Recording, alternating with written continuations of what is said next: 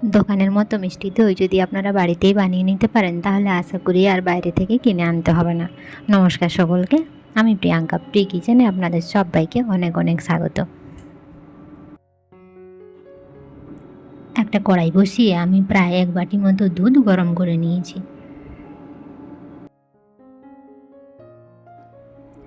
দুধটাকে একটু পুরু করে নেওয়ার জন্য আমি এতে দিয়ে দিচ্ছি প্রায় 3 চামচ মতো মিল্ক পাউডার। দুধ একটু ঘন হলে দইটা বেশ ভালো করে জমে।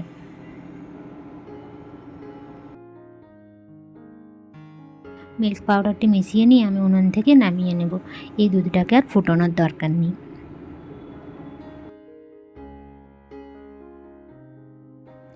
এরপর একটি ফ্রাই প্যান বসিয়ে আমি প্রায় তাতে 3 চামচ মতো চিনি দিয়ে দিয়েছি।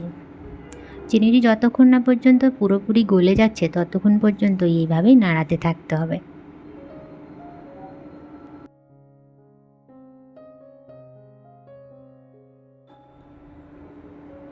সম্পূর্ণ চিনিটা গলে গেছে। এরপর আমি গরম করে রাখা দুধটা এর মধ্যে দিয়ে দেব। প্রথমে হয়তো চিনিটা একটু ঢেলা পাকিয়ে যাবে, কিন্তু কিছুক্ষণ এইভাবে চামচের সাহায্যে নাড়াতে থাকলে এটা সম্পূর্ণ গলে যাবে।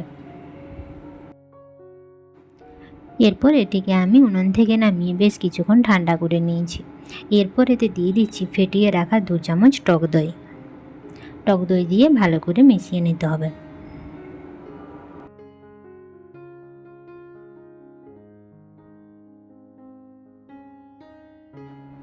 এরপর দই বসানোর জন্য আমি একটা স্টিলের টিফিন বাটি নিয়ে নিয়েছি।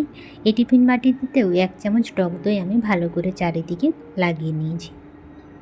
এরপর দুধটা আমি এর মধ্যে ঢেলে দেব।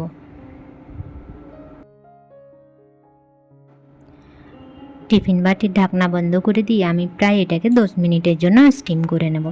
এটা এমনিতেও রোদে বা গরম জায়গাতে কয়েক ঘন্টা রেখে দিলে দই তৈরি হয়ে যাবে, কিন্তু তার জন্য বেশ কয়েক ঘন্টা সময় লাগবে। তাই এটা ইনস্ট্যান্ট তৈরি করার জন্য 10 মিনিটের জন্য আমি এটাকে স্টিম করে নেব। 10-12 মিনিট পর এটাকে উনুন থেকে নামিয়ে বেশ কিছুক্ষণ ঠান্ডা করে নেব। 10 মিনিট পর আমি ঢাকনা খুলে দেখাচ্ছি। দেখুন কত সুন্দর দইটি বসেছে, একটুও কিন্তু জল কাটায়নি।